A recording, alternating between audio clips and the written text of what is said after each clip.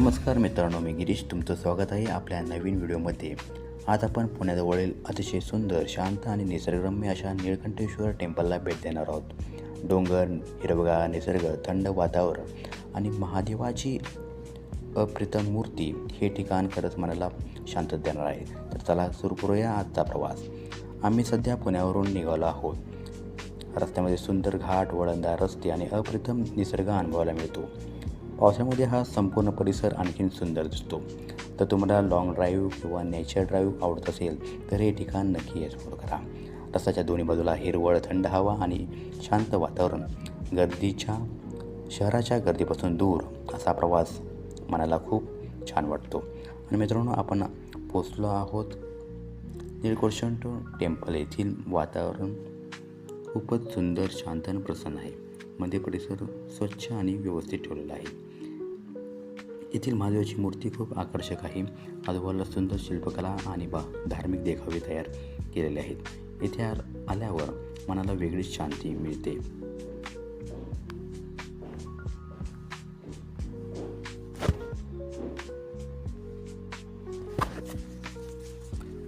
निळकंठेश्वरमधील one संरक्षक आणि शिवभक्त शंकरराव सर्जे उर्फ सर्जी मामा निळकंठेश्वर मंदिराचे मुख्य विश्वस्त. 1960 साली निळकंठेश्वरांच्या डोंगरावर असलेल्या वनात वनरक्षक म्हणून काम करीत होते. एके दिवशी स्वतः भगवान शिवशंकरांनी त्यांना स्वप्नात येऊन सांगितले की मी व माझा नंदी सदर डोंगरावर एका विशिष्ट ठिकाणी जमिनीखाली गाडला गेलो आहे. मला बाहेर काढ. सर्जमामांनी त्वरित सांगितलेल्या ठिकाणी खणून पाहिले असता त्यांना तेथे भगवान शिवशंकराचे लिंग आढळले.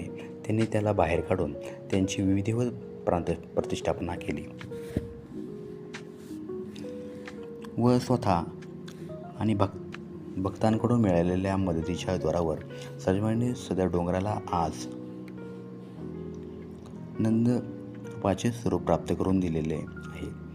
आपणास पाहायला मिळते सामाजिक बांधिलकीच्या जाणीवेतून सर्जमामांनी येथे दारू व्यसन मुक्ती अभियान सुरू केले आहे. देवळात लावलेल्या खात्रीनुसार सर्जमामांनी सुमारे 4 ते 5 लाख लोकांना दारूच्या व्यसनापासून मुक्त केले आहे. खरोखर त्यांचे कार्य खूप थोर आहे.